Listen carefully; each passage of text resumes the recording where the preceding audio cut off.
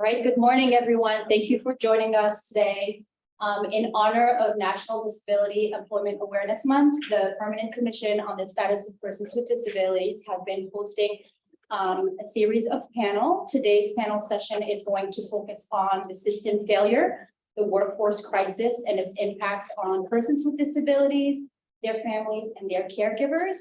Today, we are joined with these wonderful panelists and experts subject matter who will be answering questions for the audience and in person and on Zoom. I am also here today with our moderator, Chris White, who is the Commission's Vice Chair and also Road to Responsibility CEO and President. Welcome, everyone.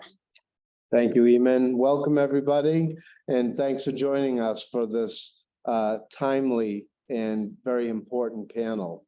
As Imene said, my name is Chris White, and I'm the President and CEO of Road to Responsibility. We're a large disability service provider on the South Shore and Southeastern Mass. So you hear the word system failure, and that's pretty dramatic, right? It's, you know, almost apocalyptic that things have really broken. Unfortunately, it's also on point that the system is broken right now. I'm in my 44th year working in the human services field, and staffing's always been an issue, but there's never been anything like today. So how did we get here? The current crisis had actually been forecast for at least the past 17 years. The Providers Council back in 2006 sponsored a research project by the Donahue Institute at UMass called Help Wanted.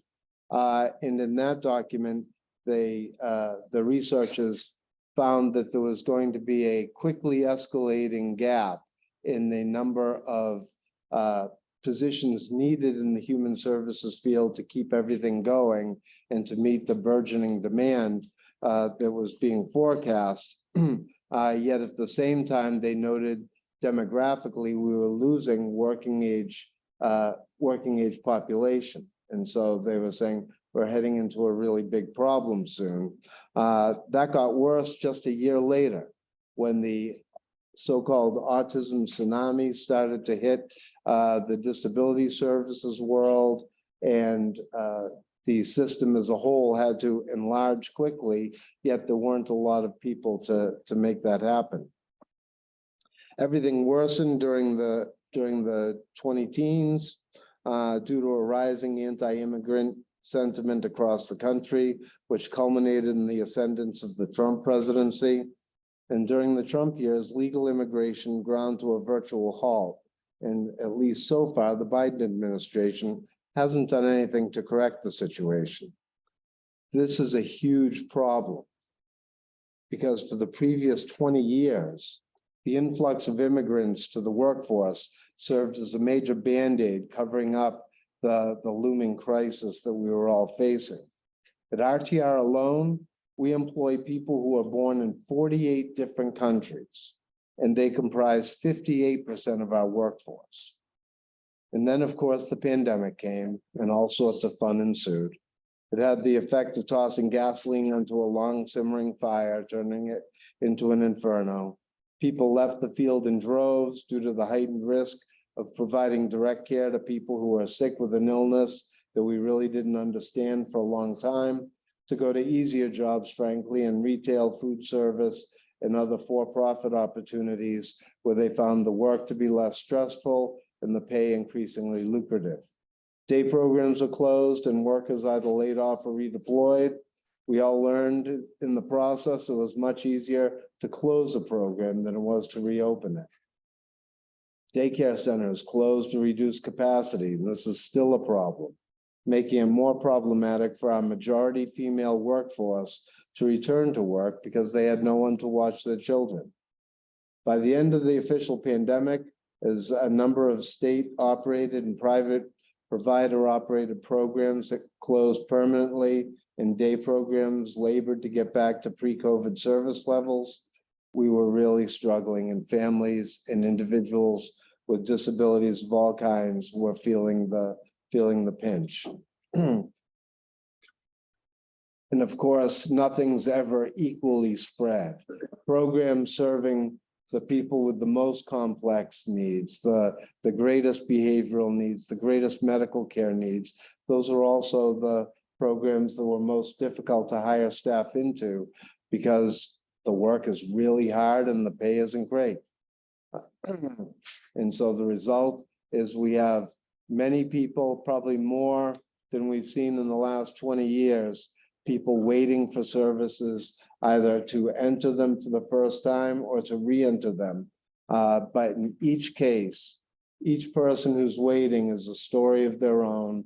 In each case, there are needs going unmet and people are suffering. I know I get calls virtually every day from desperate families seeking answers, seeking help of any kind. And unfortunately, usually my answer to them is less than satisfying. And I'm sure my panelists here today receive even more of those than I do. But today we're very fortunate to have a panel of distinguished panelists joining us. To my immediate left is Lydia Conley. She's the president of the Association for Behavioral Health.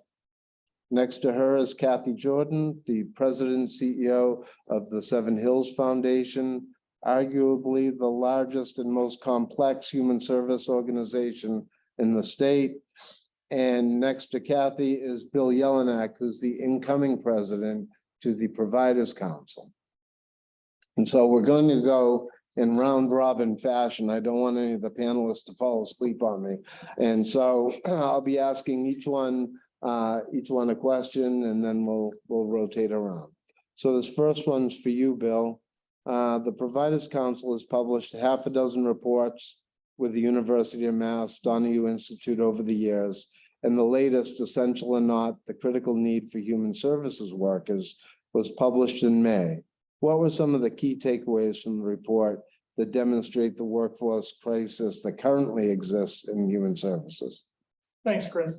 Thanks, Imene, for having us here today. I really appreciate the opportunity to come and talk about the workforce crisis in human services and really what we're seeing. And Chris, you teed it up initially. We did Help Wanted 1 back in 2006. And I say one because there was a Help Wanted 2. And there's been a number of reports we've done over the year on the human services workforce crisis. I brought copies in the back of the room of the latest. They're also on our website. That was Essential or Not. We put out in May. And we really, this report, we wanted to explore what was happening with the human services workforce crisis, what was happening with human services employment. I think some of the startling statistics from it was that 1 in 6 human service workers is earning 200% or less of the federal poverty level, which to have 17% of your workforce in a situation like that is, of course, troubling. What's worse is the median income for human service workers is about $34,000 annually. If you look at all other sectors in the state, the median income is about $49,000 annually, so $15,000 less for working in this sector. I think it's important to note that direct care staff in the human services sector, the rates of reimbursement from the state, those positions start at about $19 an hour. We're seeing now, across other industries, there's the Targets and Amazons and Foods of the world offering up to $25 an hour at big box retail. There's a pizza place down the street from my house that has big signs out front advertising $21 an hour plus $1,000 signing bonus for people who are going to come start working there. So we're paying people more to make pizza than we are to provide essential services to vulnerable individuals living in our community. I think one of the big stats too, and Chris touched on this a little bit, is just the workforce scope itself. We'd always seen the workforce really increasing exponentially. I think the number in Help Wanted 1 was something like 98,000, right under 100,000 workers in the sector. This got up to about 180,000 when we did a report back in 2019. But in this latest report, we saw that number slip to only about 160,000. And it's not because demand isn't there. Human services establishments or organizations that are delivering these essential services, the establishments themselves increased 10% between 2016 and 2020. But over that same time period, employment in the sector decreased 10%. So organizations like Kathy and Chris's are being asked to do more with fewer employees and more sites than ever and provide vital services to those in our communities. We'll certainly get more into the report and these types of things, but I would just note that we surveyed our board of directors in this report about vacancies at their organizations.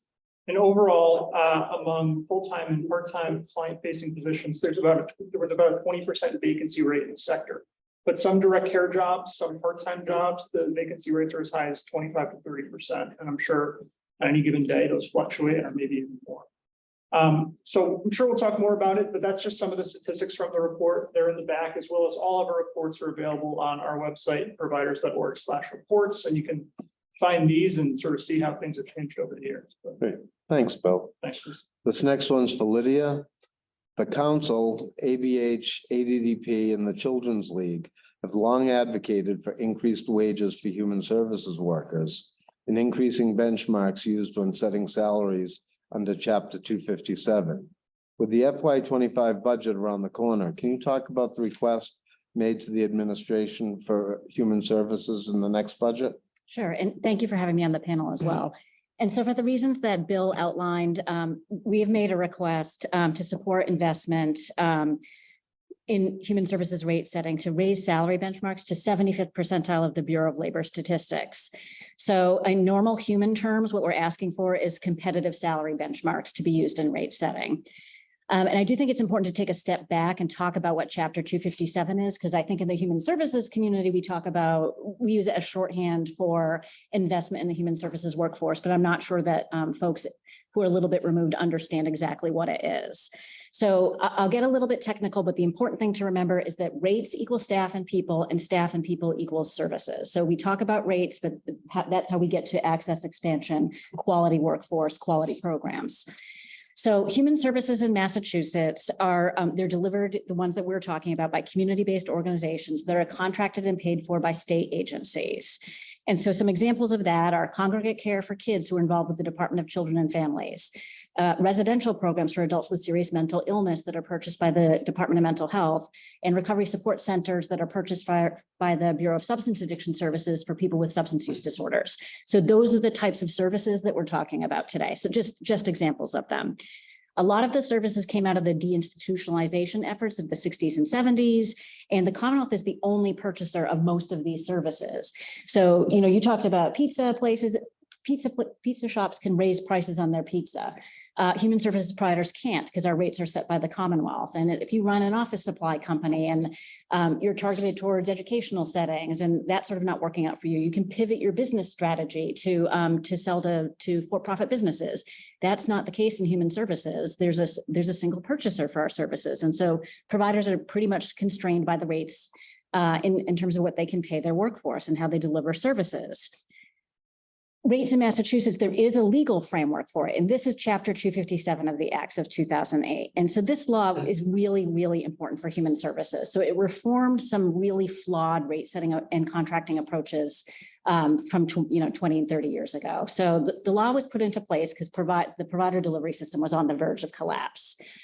There were also some really flawed components to it. So if you operated a program in Framingham, you might be paid significantly less than an identical program in Walpole, because the Walpole provider was a better negotiator. It had nothing to do with what the program was or whether there was inherently different value.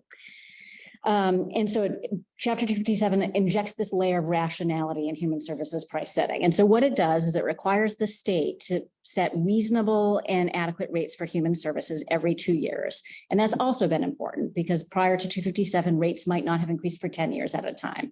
So it has been very important for incremental investment in human services. And it requires the state to look at a couple of different factors like government mandates, inflation factor, and geographic differences. So when you look at a human services rate, it's really just a formula. So it includes expense categories like occupancy costs. If you need a van to transport clients somewhere, it includes those types of costs. And the number one cost factor that's in a rate is salaries. It's compensation. And so they're just inputs. And so the Executive Office of Health and Human Services since 2020 has used Bureau of Labor Statistic benchmarks. So that's the federal government saying, this is basically in a median basis what all employers pay for this position. And so the Executive Office used first the median and then incrementally increased to the 53rd percentile in setting rates. This just hasn't been enough to reverse course on recruitment and retention. So what Chris was talking about earlier, what Bill was talking about earlier in terms of the capacity to bring people into programs and hold them there is not possible with the current rate setting framework. And so how this plays out for human services, it can manifest in a couple of different ways. So one is wait lists. So Chris kind of talked about that. So when you have day programs that don't have enough staff, there's not enough openings to bring people into services. So individuals that would normally go into day programs have to stay at home and be cared for by their loved ones. So their loved ones are now out of the labor market. Those families have lower incomes, and the person that should have had supports doesn't have them. It can also play out with high position vacancy rates. So for residential programs for adults with serious mental illness, and ADH represents in this space, 4 out of 10 therapist positions are vacant. So 40% of all clinicians, so therapists, there's no one in that position. And so what that means is people in programs are not getting the intensive supports they need. And so it may take them longer to transition to less restrictive or more independent settings because there's no one there to help them support them on their recovery journey. Or it could be bed closures. So in the substance use disorder space, Chris talked about programs closing. Many substance use disorder programs have shut down beds because they cannot find the staff they need to fill positions. And so this is at a time where fatal overdoses have reached epidemic proportions, and we're losing capacity in the system. So in order to reverse all of these negative consequences, so Chris also talked about catastrophic. I mean, this is catastrophic. These are catastrophic consequences for families. We really need to move that rate setting process, which does get a little dry, to basically competitive wages. And so that's what the collaboratives ask is. So that's Providers Council, ADH, Association of Developmental Disabilities Providers, and Children's League of Massachusetts have come together and said, market salaries is the 75th percentile of the Bureau of Labor Statistics. And that's what we need to do to reverse course for this current catastrophe. And what's that 75th percentile work out for DSP, direct support professionals? So it would go from the current, like a little bit below $20, 1953, so $21.79 an hour. So that's a real difference to a person. That's a $5,000 a year difference. So really, it really is impactful, and it really matters a lot to obviously to the person who's working in the role, and providers' ability to bring people in who are qualified and want to be doing the work. So that's definitely significant, and yet it's about the same as the pizza maker that Bill mentioned. The Dunkin' Donuts across the street from my office is calling for $20 an hour plus tips. It's like, it's hard to keep people. So thank you, Lydia. Kathy, this is a really stressful time. Yep, I'm actually 25. And how are you seeing the workforce crisis impacting the staff that are still with us? The level of stress and anxiety is unlike anything we have seen before. We have our, EAP program at Seven Hills, and over the last 2 years, the calls, the reaching out for behavioral health supports has just been off the chart. We have a new app that we're using called Why Is It Work? I don't know if folks have heard of that. We're trying everything we can do to help staff, manage that anxiety. Now, the best thing that we can do is fill those vacant positions. Today, I have 700 open positions at Seven Hills, and we celebrated that because for the last couple of years, during the height of COVID, we were almost 1,000. So to be at 700 now is, that was a win. We lost every recruiter that we had during COVID because the job was just too difficult to find folks that wanted to work in this industry. We, in addition, we're finding that the staff are struggling with many more pressures financially, with the rising interest rates, with a spouse not working because they can't find affordable daycare, so you're down to one salary. We have staff who have come to us and said, I have an issue with housing. Is there anything you can do to help with this? And so we've become an agency that locates housing for staff because that's the need that they have. So the impact is real. And the other, the other piece that I think our staff are struggling with is they love working with the individuals they support. So they keep coming to work.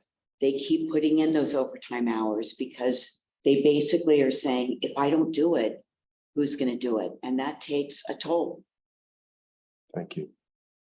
It is, I know at RTR, we have a number of staff who are couch surfing because they can't afford, we're located in Marshfield, and a 1-bedroom apartment in Marshfield costs $2,600 a month. Not many people working in human services can afford that. Sorry, before we move on to the next question, I'd like to recognize Chair Garlick has joined us today for this panel. Morning, everybody. Good morning. Morning. Morning, Chair. All right, Bill, going back to you. So the Providers Council has been known for over 50 years for its advocacy efforts on Beacon Hill. Can you tell us a little bit about the council's legislative agenda for the upcoming session? Yeah, of course. So we, the Providers Council, we recognize all these issues we're talking about here today, and we're trying to find solutions to the problems, right? And I don't think there's one solution, but we're trying a few things that we think might make an impact. So we filed an act relative to a livable wage for human service workers, or we've worked, I should say, with our champions, that's Representative Khan and Senator Friedman, to file an act relative to a livable wage. And really what that's about is that we talked earlier about how human service providers are reimbursed by the state, and the state's the primary first serve services. But the state is also in the unique position that it makes some of these services as well. And oftentimes the wages that the state would pay to an entry-level direct care type worker are sometimes 20 to 30% higher than the wages they're reimbursing our providers to pay that same worker. So while our workers $19 an hour we talked about for direct care one, the state could be between $22 and $23 for a direct care one. So the council's filed this legislation to try and eliminate the pay disparity between similar work, state jobs and jobs with our community-based human services system. We had a hearing on this in June with the Joint Committee on Children, Families, and Persons with Disabilities, and the hearing went very well. So we're waiting for the next step in that. We're continuing to advocate through our Caring Force, our grassroots advocacy initiative that had a rally here at the State House in May, and continue to work on the bill. One of the others that we filed is an act relative to a student loan repayment program for human service workers. There's been a lot of loan repayment programs that you've heard about, and we were actually successful back in 2021 in securing in the ARPA spending bill $16.5 billion for student loan repayment for community-based human service workers. We're hearing now that fingers crossed next month that funding will start, workers can start applying for that funding, and that funding will start to be distributed to human service workers. But again, this $16.5 million is ARPA funds. They're one-time funds, and after that money is gone, the money is gone. And we know there's a heck of a lot more need than $16.5 million for the direct care staff who are working in these roles, who have student loans that they're often trying to make decisions between, you know, a $2,600 apartment Marshfield or their student loan payments, which of course with the pandemic pause, those are all just coming due again and interest has been built. So that's a critical need for many workers. So we filed a bill, and again, that's the House with Representatives Roy and Picatelli, and the Senate with Senator Domenico, to really create this loan repayment program in state law, so that even though the ARPA funds will most likely be expended by this time next year, and that $16.5 million will be emptied out, we think this is really, there's a critical need for this as a recruitment and a retention tool in the human services sector to really create this in state law, so it lives past the ARPA spending. We can keep seeing these in the future. So again, I brought some copies of our legislative agenda, and certainly very appreciative to our House and Senate sponsors, and happy to chat further about those bills. Thank you, Bill. Lydia, the ABH has also published reports over the years. Can you talk a little bit about how the workforce crisis is impacting mental health and substance abuse services? Sure. So I guess getting back to the challenge, whereas Bill is offering solutions. But I do think it's important to document the direct impact on what's happening. So in May of this year, we released a report on vetted substance use disorder services. So these are things that people would probably call detox and step down detox. And so what science tells us is, fast, easy access to treatment and recovery keeps people alive. It decreases fatal overdose, and it also prevents hospitalization and emergency department use. Our report showed that 24% of all positions were vacant, and we had very high turnover. So for every 9 people our members hired, 10 left. So there's this something catalyzing in the delivery system that over the past couple of years since the pandemic is really causing some collapse. So our report showed that between 2019 and late 2022, 136 treatment beds had closed permanently, and then the trend had started to accelerate. So we did a point in time survey in February of earlier this year, and that showed our providers reported that 25% of treatment beds were offline at the time. And so as a result of that, since 2019, so detox admissions had decreased by 44% over just 4 years. So we saw 17,000 fewer admissions into detox services since 2019, since before the pandemic. And the wait list for residential programs was growing. So our members reported it was 35 to 34 days to get into a residential program, and a quarter of our members reported that it was actually 60 days. So the human impact of this is you're engaged in treatment, you're ready to engage in treatment, and sorry, I can't take you, like come back, please don't use for 60 days and come on back. It's not what we would want for our loved ones, and that's not how we want the delivery system to be structured.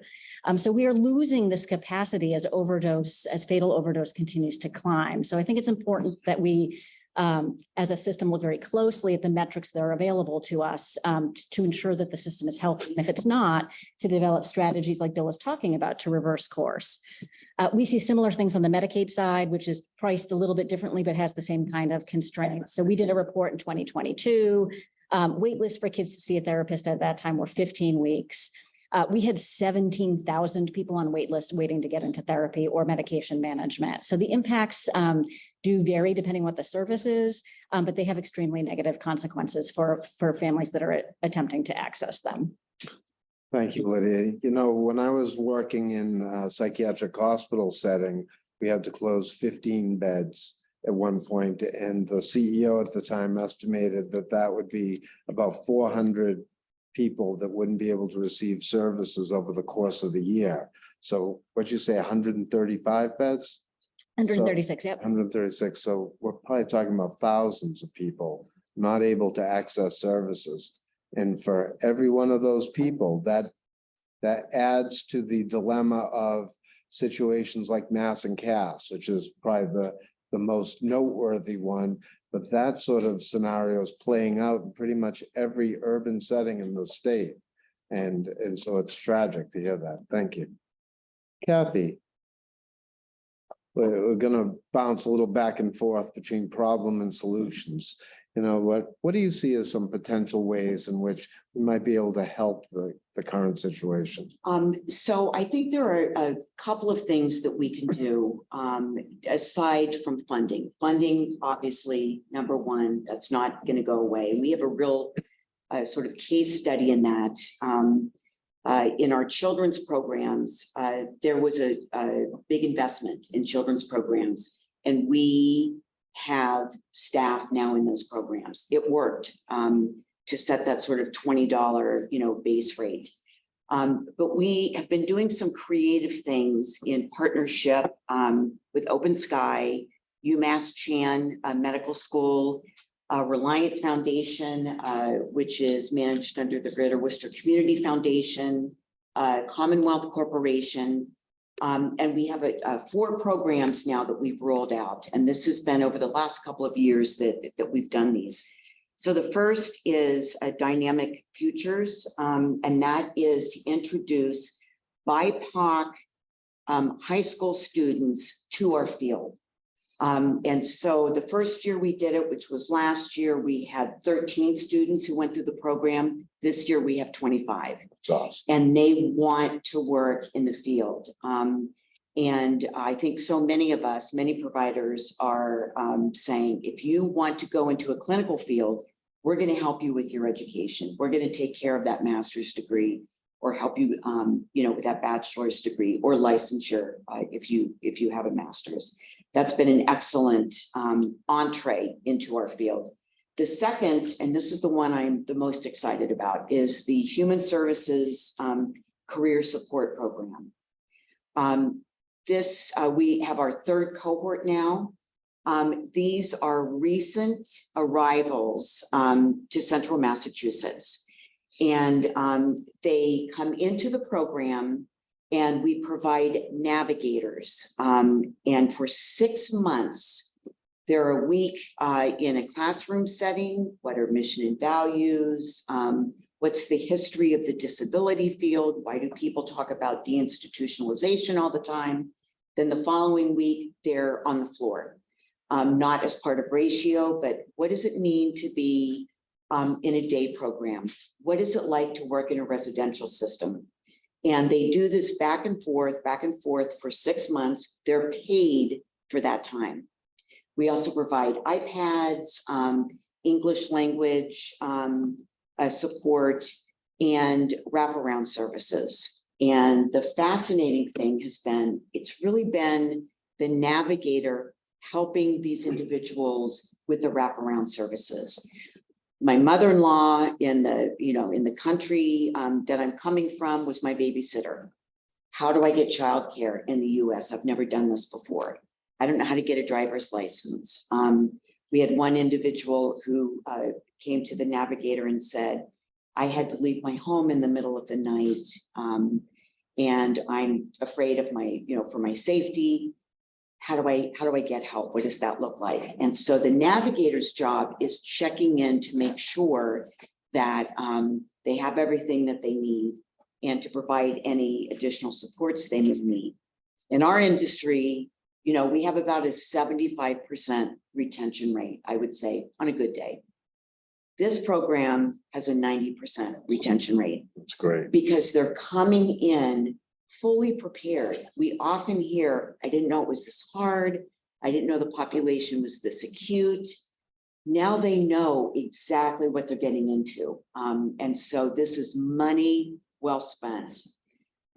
We've then taken that to really another level, which is clinical and leadership pathway for BIPOC incumbent staff.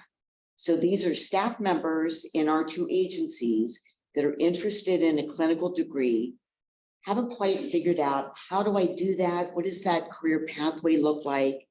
And so we provide them with a clinical mentor who works with them and continues to work with them so that they can realize that pathway. And the first cohort just completed in May, and now we're looking at our second cohort. And then a very exciting program that we have is the higher ed clinical pathway.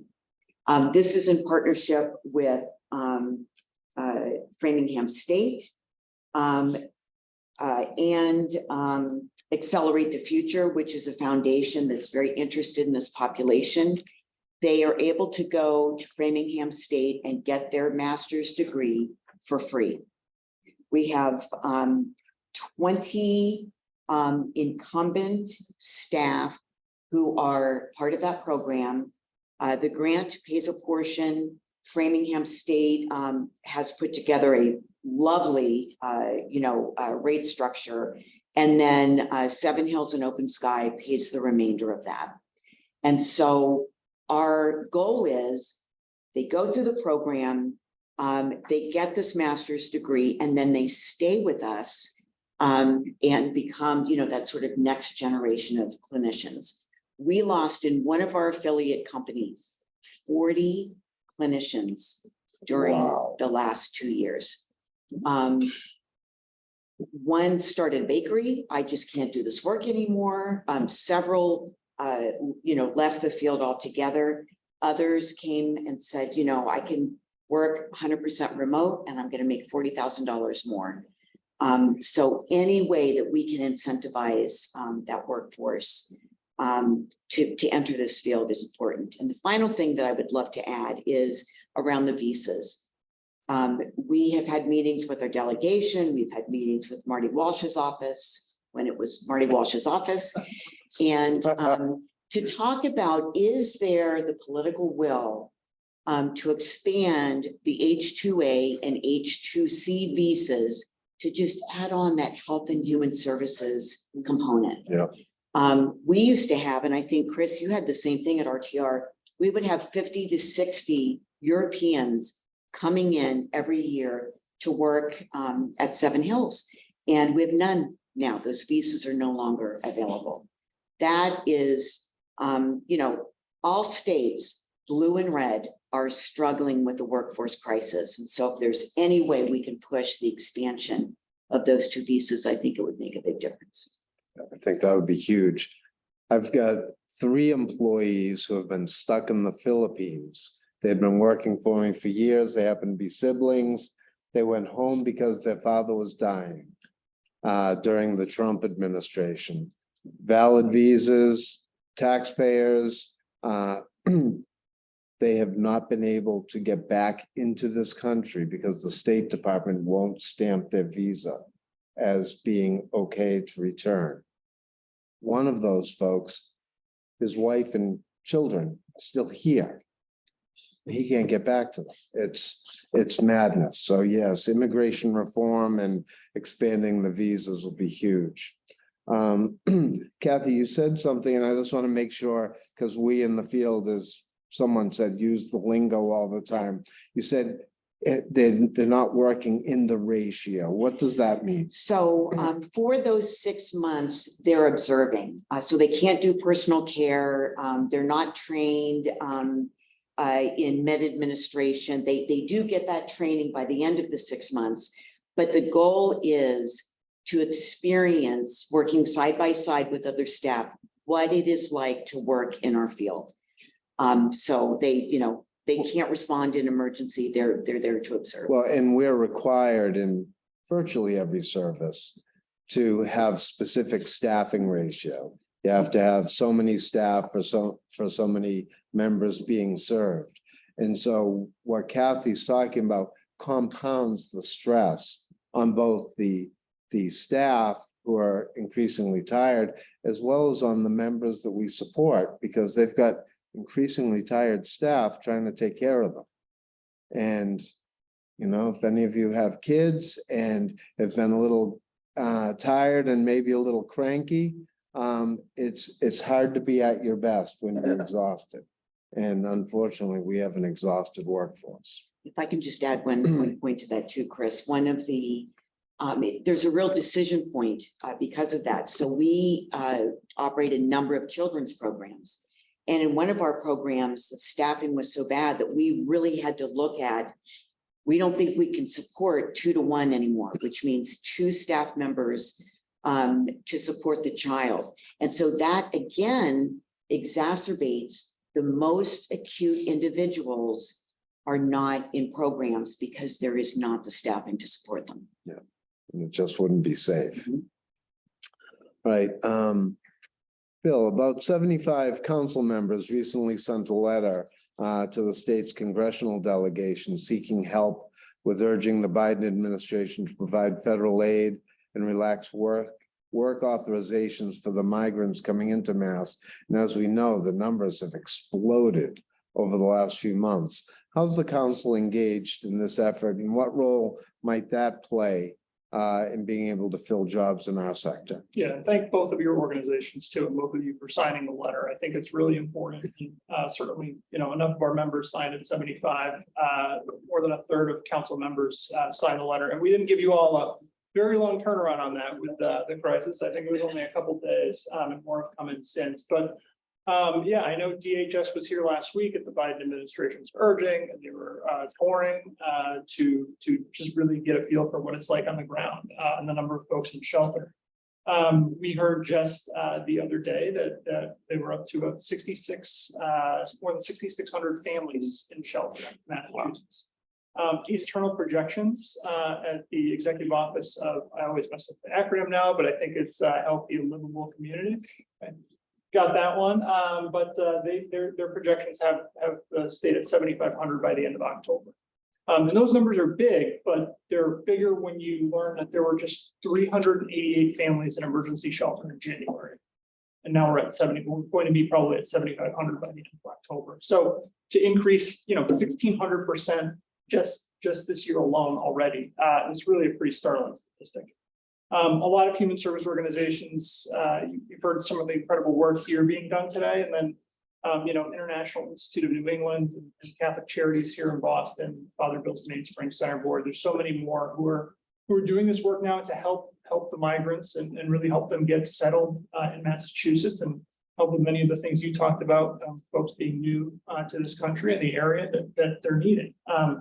So certainly the thing that we've heard occasionally is, okay, well, you've got jobs and we have people and maybe those people can fill the jobs. And yes, in an ideal world, that would be the case, right? But as Kathy, I think, noted, there's other things that we need to provide support to migrants on currently before we can even get to that point. Many folks are coming here and they're living in hotels and motels and other places, and we need to find them secure and safe and affordable housing to be able to have jobs in the sector.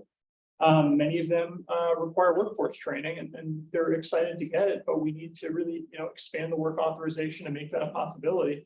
Of course, learning English as a second language for some of the migrants is going to be critically important to serving roles in this workforce. So we want to be sure that the human services sector, first and foremost, before employment, can really just support the migrants and sort of help them get acclimated to being in this country. And then the work part comes down the line. But certainly, I think with DHS here this week, I'm hopeful that we'll hear more from the Biden administration about what can really be done for federal aid for Massachusetts. We're the only right to shelter state in the country. Of course, it's in New York City, but that's just a city, and there's no other state that's right to shelter like Massachusetts. So really hopeful that federal support from the state. I know there's been some push toward naming sort of a czar, like we had, when Mary Lou Sutters ran the command center around COVID, and there was sort of a single point of contact. But just really creating those partnerships and being able to provide services to migrants and then help them find those jobs. Thanks.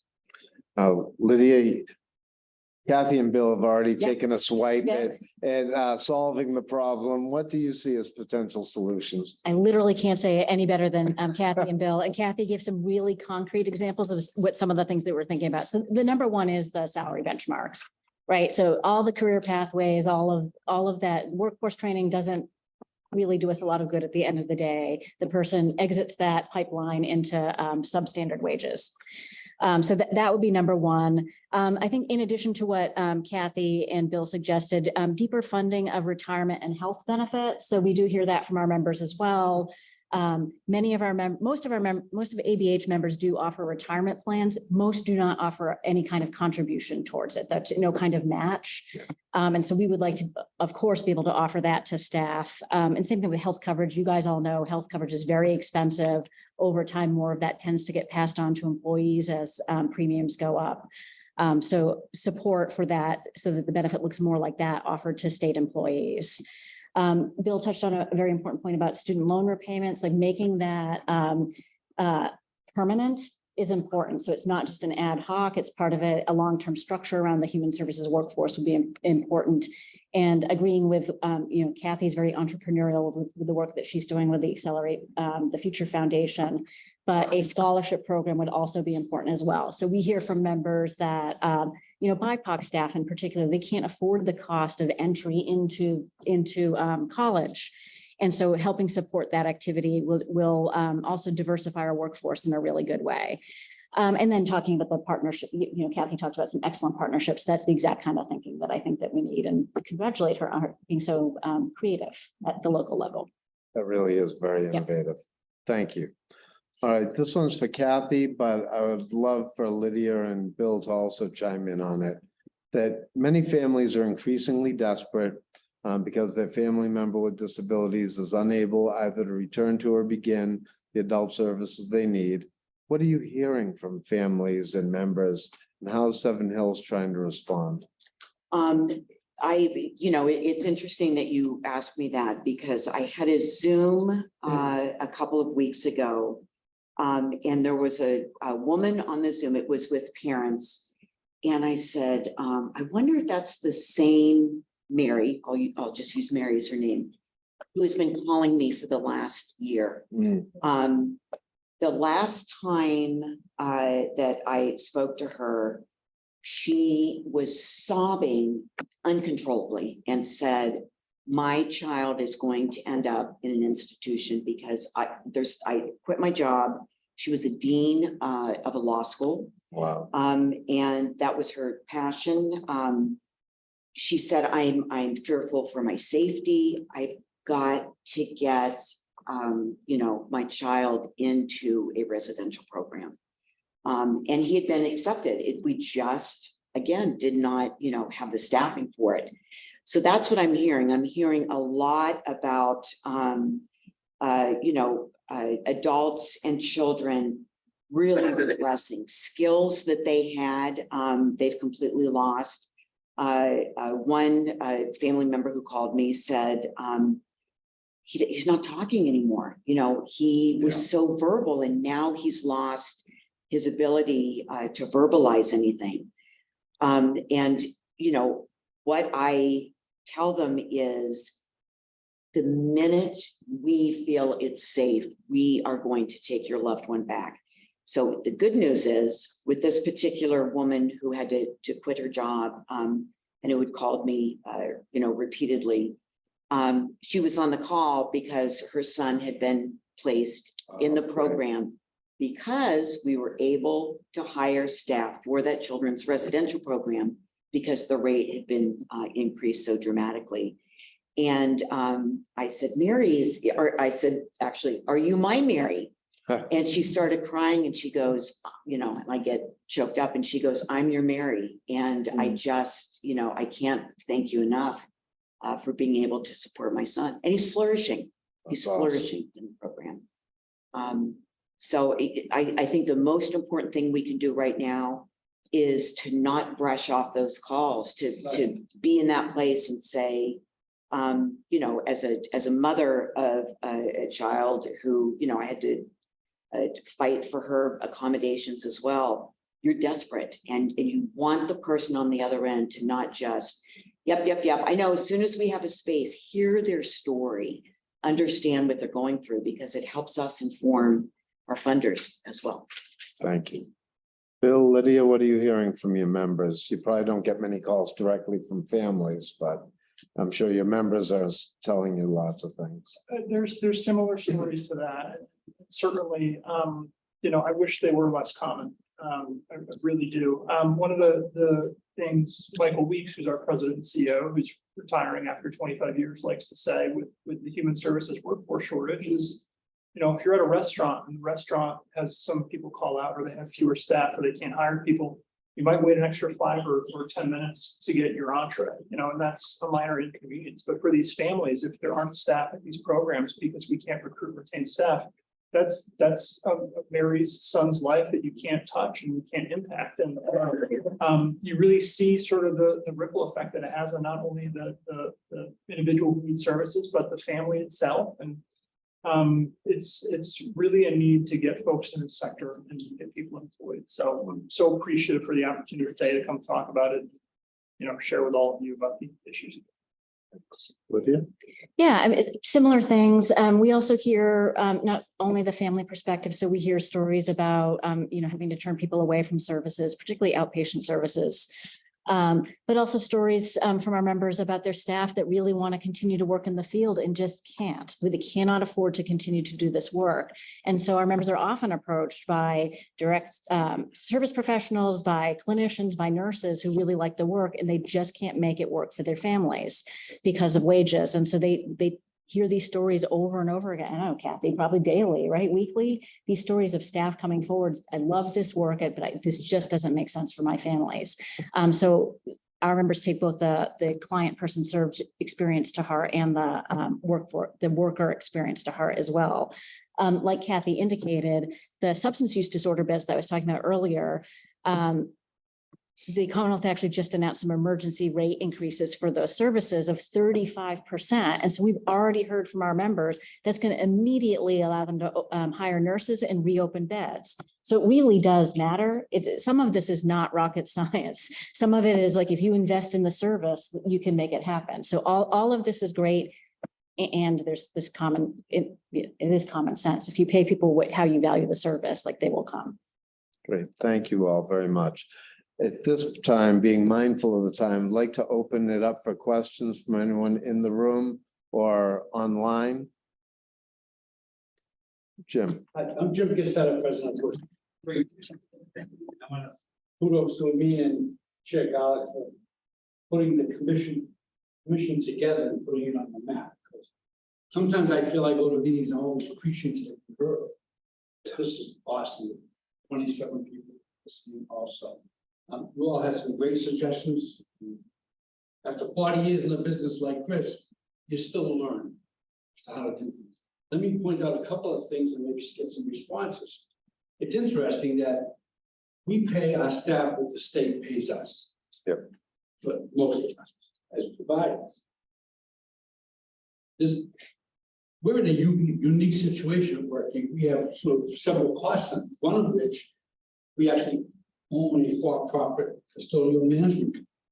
When the state puts out an RFP to clean this building, or to clean Hogan or Rentham, which we actually do, they attach the prevailing wage document to the RFP. A custodian in the city of Boston must get $22 an hour, because that's the law. It's in the prevailing wage law. I'm not talking unions, that's a totally different subject. We have about 150 people working within a 20-minute walk of this building in our federal side. The federal government has a law called the Wage Determination Act. If you're a landscaper, you're a plumber. We have a plumber at the JFK Library making $130,000. But Wow. the federal government says that's what plumbers have to make in the Northeast to survive. I say this all the time, Bill Young, I say yell because I'm every meeting saying the same thing. Why can't we look at the prevailing wage law? And because the state has the prevailing wages. You all have alluded to it today. The direct service professional working for the Commonwealth of Massachusetts makes $10,000 to $15,000 more than any of our direct service professionals. When an RFP is issued by the EOHHS, which is over 50% of the state budget, Secretary Stubbs always reminded us of that. I know. Why can't we say in the RFP, you must pay the prevailing wage for DSPs, for nurses, for psychologists, for social workers, etc. Because it's there. The prevailing wage is what the state pays. That's my point. Why? Because you yell at me for saying the same thing. But it's above my pay grade there, Jim, but I would love to see the day when something like that happens. Panelists, anyone? Further comment? Ditto, yes, I would love to Ditto, see okay. that. Jim and I have talked about this long enough. Hi, Hi, how are you? great. My name is Mary Meehan McCauley, and I'm the Mary. Director of Massachusetts Office on Disability. And first of all, thank you very much, and to all of you, Rep. Garlett, for putting all of this together, and I appreciate all the information and knowledge that I'm learning. I was curious, I did have a question. There was an increase that was mentioned as far as the word wasn't wage, but there was a particular increase to improve the pay or possibly the ratio of substance use disorder treatment beds. And that was spoken about a little while ago. And I was wondering whether that was indeed an increase of staff working with in SA treatment or substance use disorder, SUD them, or if that was more of a increase in staff or increase of pay, one of the other. So that's directed to me. So Lydia, so, I'm yep. sorry. No, it's okay. Thank you very Yep. much. I forgot. Yeah, no worries. So it was an increase to the rate, and what was like, if you looked at the formula, a lot of that was towards staffing cost. So that rate actually did two things. This was pretty innovative on the part of the Commonwealth. So it did increase staff salary levels using the BLS as benchmarks. And also what the Commonwealth is doing is if providers of substance use disorder services, if they serve more uninsured individuals, they get higher rates. And so it invests in the safety net that we're talking about now. So if providers serve more commercially insured individuals or private pay people, they don't get the supplemental increase. So that supplemental increase is what's going to really support the kinds of activities that Kathy was talking about when kids services got invested in. So it's the Commonwealth deciding we only have so much resource and we're going to invest it in the safety net. And so it immediately, our members are saying we're going to be able to increase wages and reopen beds potentially. as a result of those rate increases. Does that make sense? Yes, it does. Okay. Yeah, yeah, thank you very much. Yeah. And this has been helpful, and I love the fact that we're discussing this critical issue and problem, but also talking about what solutions that could be possible and are possible, and that we all need to focus on. Thank you. Thank you. Thank you, Mary. Any other questions in the room, or do we have any questions in the chat? Okay.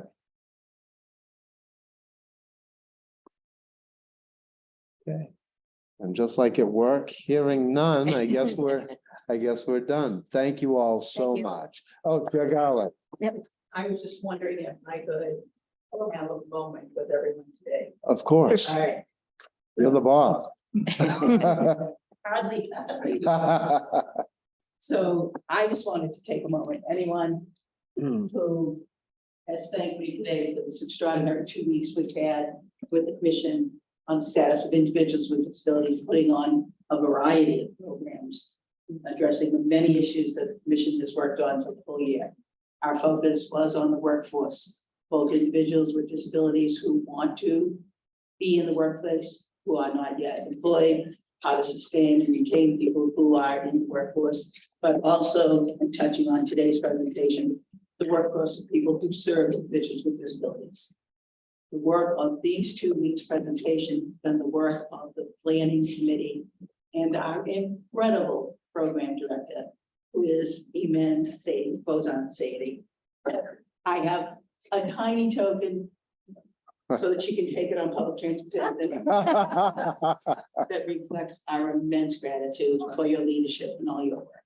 Thank you so much, Chair. Yay.